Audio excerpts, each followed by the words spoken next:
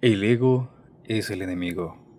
Fue después de este breve tropiezo y de la lección que con él aprendió, que Sherman hizo realmente una diferencia. Por ejemplo, durante el sitio a Fort Donelson, Sherman tenía técnicamente un rango más alto que el del general Ulysses S. Grant. Aunque los otros generales de Lincoln peleaban entre ellos por el poder personal y el reconocimiento, Sherman hizo a un lado su rango y decidió apoyar decididamente a Grant. En lugar de dar órdenes, "Este es su momento", le dijo Sherman en una nota que iba acompañada por otro barco lleno de pertrechos. "Pídame cualquier ayuda que considere que le puedo prestar". Juntos ganaron una de las primeras batallas de la Unión en la Guerra Civil. A medida que su confianza en sí mismo se fortalecía debido a estos éxitos, Sherman comenzó a abogar por su famosa Marcha al Mar, un plan audaz y estratégicamente sólido, no surgido de un genio creativo, sino del conocimiento de la topografía que había explorado y estudiado cuando era un joven oficial, y que en este momento parecía una avanzada militar aislada y sin sentido. Sherman fue ganando seguridad en aquellas cosas en las que solía ser cauteloso. Pero a diferencia de muchos otros que poseen gran ambición, él se fue ganando la audacia en lugar de heredarla.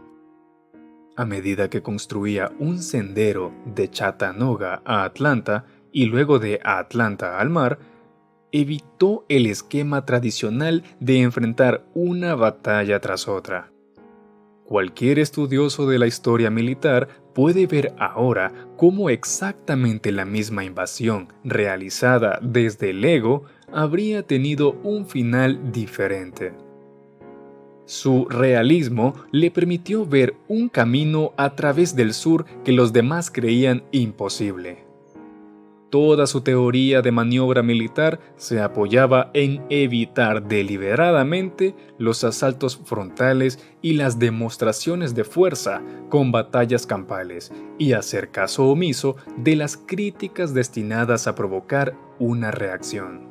Él sencillamente no prestaba atención. Al final de la guerra, Sherman era uno de los hombres más famosos de los Estados Unidos, y sin embargo no buscó una posición en el gobierno. No le gustaba la política y solo quería continuar prestando sus servicios y luego retirarse. Haciendo caso omiso de los continuos elogios y la atención constante producto de sus éxitos, le escribió una advertencia a su amigo Grant. "Sé natural y sé tú mismo, y esta reluciente adulación será como la brisa pasajera del mar en un caluroso día de verano". Uno de los biógrafos de Sherman resumió al hombre y sus increíbles logros en un pasaje memorable. "Esa es la razón por la cual Sherman constituye nuestro modelo en esta fase del ascenso.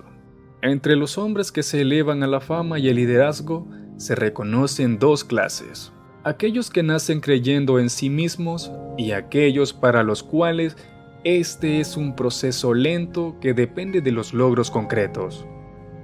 Para los hombres del segundo tipo, su propio éxito representa una sorpresa constante y sus frutos son más deliciosos, porque deben ser puestos a prudente prueba por un acechante sentido de duda acerca de si todo no es un sueño. En esa duda yace la verdadera modestia, no la farsa de un falso autodesprecio, sino la modestia de la moderación. En el sentido griego es aplomo, no pose". Uno debe preguntar, si la fe en nosotros mismos no depende de los logros reales, entonces ¿de qué depende? Cuando estamos empezando, con mucha frecuencia la respuesta es de nada, el ego. Y esa es la razón por la cual vemos tan a menudo a gente que se eleva con rapidez y cae enseguida de manera estrepitosa. Entonces, qué clase de persona será usted. Como todos nosotros, Sherman intentaba el equilibrio entre el talento, la ambición y la intensidad, especialmente cuando estaba joven. Pero su victoria en este combate es la principal razón por la cual pudo manejar el apabullante éxito que terminaría por encontrar. Probablemente todo esto suena extraño. Mientras que Isócrates y Shakespeare quieren que practiquemos el autocontrol y la automotivación y que nos rijamos por los principios, la mayoría de nosotros hemos sido entrenados para hacer todo lo contrario. Nuestros valores culturales casi tratan de volvernos dependientes de la validación externa y nos invitan a dejarnos llevar por nuestras emociones. Los padres y maestros de nuestra generación se concentraron en construir la autoestima de todo el mundo. A partir de ahí, los tópicos de nuestros gurús y nuestras figuras públicas han buscado casi exclusivamente llenarnos de inspiración, darnos ánimo y asegurarnos de que podemos hacer lo que sea que nos propongamos a hacer. Pero en realidad eso lo vuelve a uno débil. Sí, a usted también. Con todo su talento y potencial como chico maravilla o chica que va a llegar lejos, aquí damos por sentado que usted tiene un futuro prometedor. Esa es la razón por la cual aterrizó en la prestigiosa universidad a la que asiste ahora, por la cual consiguió la financiación que necesita para su negocio, por la que fue contratado o ascendido y tiene ahora la oportunidad maravillosa que le tocó en suerte. Tal como dice Irving Berlin, el talento solo es el punto de partida. La pregunta es, ¿será usted capaz de sacarle todo el provecho posible? ¿O acaso se convertirá en su peor enemigo? ¿Apagará usted la llama que está empezando a arder? Lo que vemos en Sherman es un hombre profundamente conectado con la realidad. Un hombre que salió de la nada y logró cosas grandes, sin sentir nunca que, de alguna manera, tenía derecho a recibir esos honores. De hecho, regularmente aceptaba la autoridad de otros, y era más que feliz y contribuía a que ganara su equipo, incluso si eso significaba menos crédito o fama para él.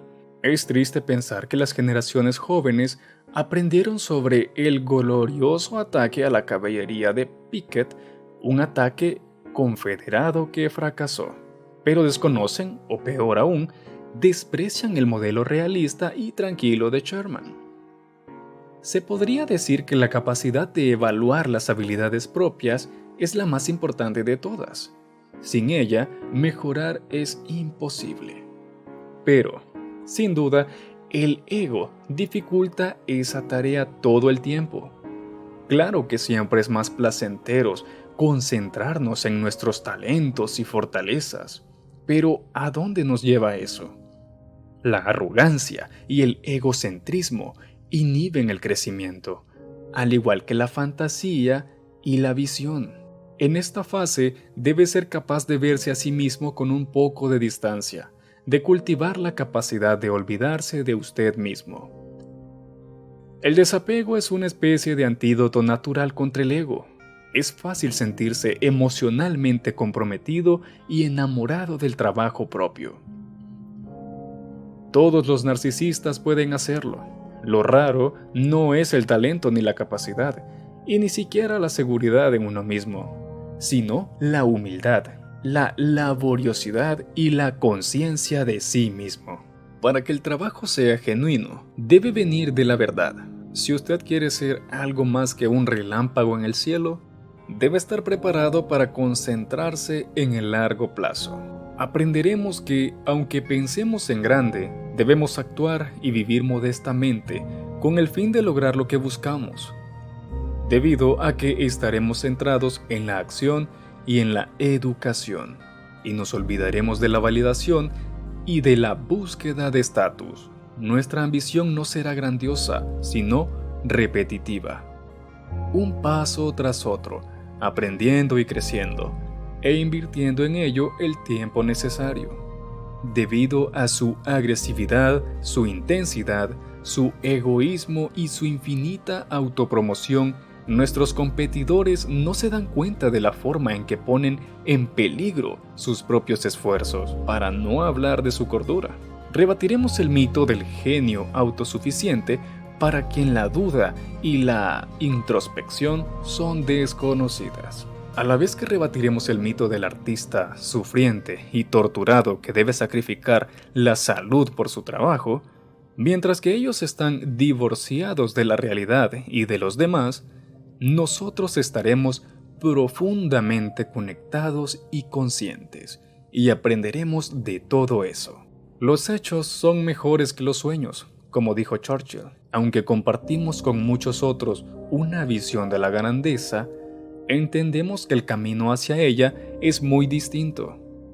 Al seguir a Sherman y Sócrates, comprendemos que el ego es nuestro enemigo en ese viaje y lo combatiremos a cada paso del camino, para que cuando alcancemos el éxito, este no nos hunda, sino que nos vuelva más fuertes. Hablar, hablar, hablar. Quienes no saben, no hablan. Quienes hablan, no saben. Lao Tzu. En su famosa campaña de 1934 para la gobernación de California, el escritor y activista Upton Sinclair hizo algo inusual.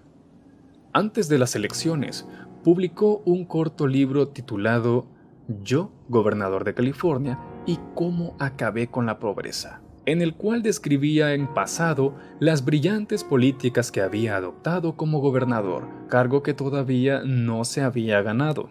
Fue una movida poco tradicional, de una campaña poco tradicional, que trataba de utilizar el mejor recurso de Sinclair. Al escritor supuso que podría comunicarse con el público de una manera en que los otros no podrían hacerlo. Ahora bien, la campaña de Sinclair nunca tuvo muchas posibilidades de ganar, y tampoco estaba en muy buena forma cuando publicó el libro.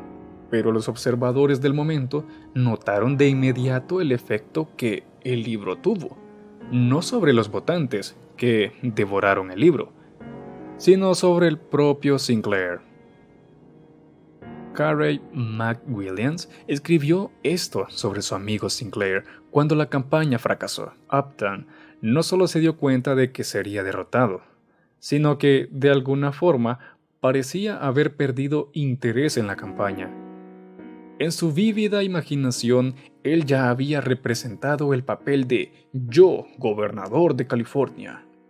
Así que, ¿para qué molestarse en representarlo en la vida real? Sinclair perdió por cerca de $250,000 de votos, un margen de más del 10%. Fue totalmente destruido en la que probablemente fue la primera elección moderna. El libro fue un éxito de ventas, pero la campaña fue un fracaso. Lo que sucedió es claro. Sus promesas llegaron más lejos que su campaña, y la disposición para cerrar realmente la brecha se fue al suelo. La mayoría de los políticos no escriben libros como ese, pero de todas maneras prometen más de lo que pueden cumplir. Es una tentación para todo el mundo, en la cual los discursos y las ideas fantasiosas reemplazan la acción. Facebook pregunta en la casilla de texto vacía: ¿qué estás pensando? Nos llama Twitter, Tumblr, LinkedIn, nuestro buzón de correo, nuestros teléfonos inteligentes, la sección de comentarios al final del artículo que acabamos de leer. Espacios en blanco que ruegan que los rellenemos, con pensamientos, con fotos, con historias, con lo que vamos a hacer, con lo que pensamos que deberían o podrían ser las cosas, con lo que esperamos que suceda.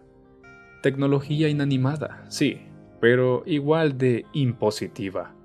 Preguntando, spoileando, pidiendo que hables. Las intervenciones que hacemos en las redes sociales son casi siempre positivas, algo del estilo de déjenme contarles lo bien que está todo, lo genial que soy. Rara vez decimos la verdad. Estoy asustado, estoy luchando, o no sé. Al comienzo de cualquier camino, nos sentimos alterados y nerviosos. Así que buscamos consolarnos de forma externa, en lugar de hacer un trabajo interior.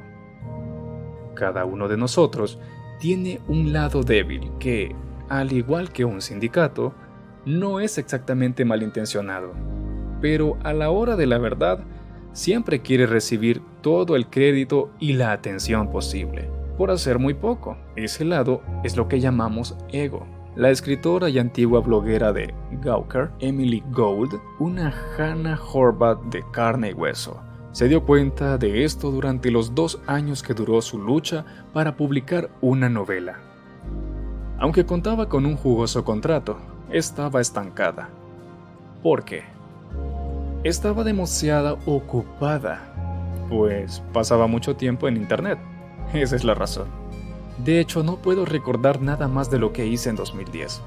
Estaba en Tumblr, en Twitter, revisando Facebook.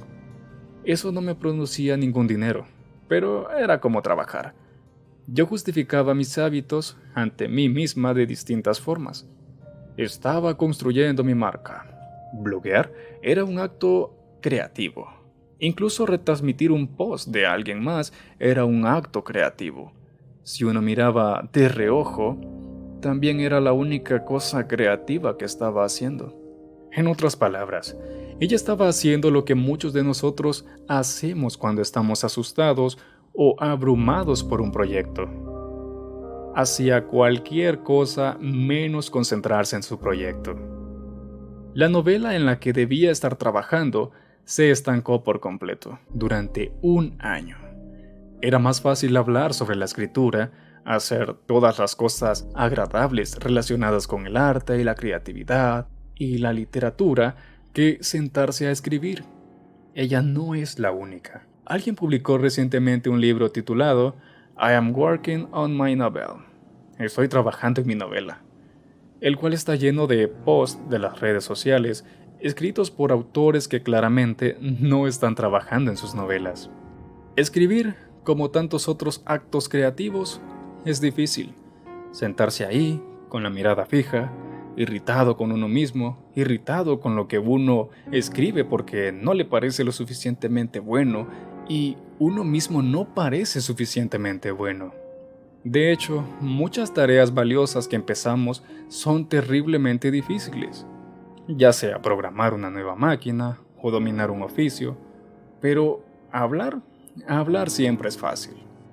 Parece que creyéramos que el silencio es un signo de debilidad, que el hecho de ser desconocidos es equivalente a la muerte, y para el ego eso es cierto.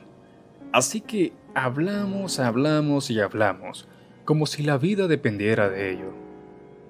En realidad, el silencio es una fortaleza, en particular al comienzo de cualquier viaje.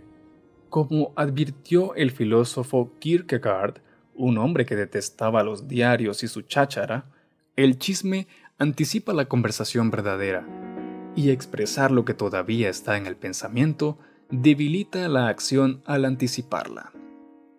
Y eso es lo que resulta tan insidioso del discurso. Cualquiera puede hablar de sí mismo. Hasta un niño sabe chismear y charlar. La mayoría de la gente es buena para dar bombo y vender cosas. Entonces, ¿qué es lo que resulta escaso y raro? El silencio. La capacidad de mantenernos fuera de la conversación de forma deliberada y subsistir sin su validación. El silencio es el descanso de la gente que es fuerte y segura de sí misma. Sherman tenía una buena regla que trataba de seguir. Nunca des explicaciones de lo que piensas o haces hasta que tengas que hacerlo. Tal vez después de un rato, se te ocurra una mejor razón. El gran jugador de béisbol y fútbol americano, Bo Jackson, decidió que quería lograr 2 cosas como atleta en Auburn: ganar el trofeo Heisman y ser contratado por la NFL. ¿Sabes a quién le contó? Solo a su novia. La flexibilidad estratégica no es lo único que requiere silencio mientras los otros no paran de hablar. También es un tema psicológico. El poeta Hesiodo tenía esto en mente cuando dijo: «El mayor tesoro de un hombre es una lengua cuidadosa». La charla nos agota. Hablar y hacer son dos actividades que compiten por los mismos recursos. Las investigaciones muestran que, aunque la visualización de la meta es importante, después de cierto momento nuestra mente empieza a confundirla con el progreso verdadero. Lo mismo vale para la verbalización. Incluso el acto de hablar en voz alta con nosotros mismos mientras tratamos de resolver problemas difíciles ha demostrado disminuir significativamente la posibilidad de encontrar una solución. Después de pasar mucho tiempo pensando, explicando y hablando sobre una tarea, empezamos a sentir que estamos más cerca de lograrlo. O peor aún, cuando las cosas se ponen difíciles, podemos echar todo el proyecto por la borda porque sentimos que ya hicimos nuestro mejor esfuerzo, aunque desde luego no haya sido así.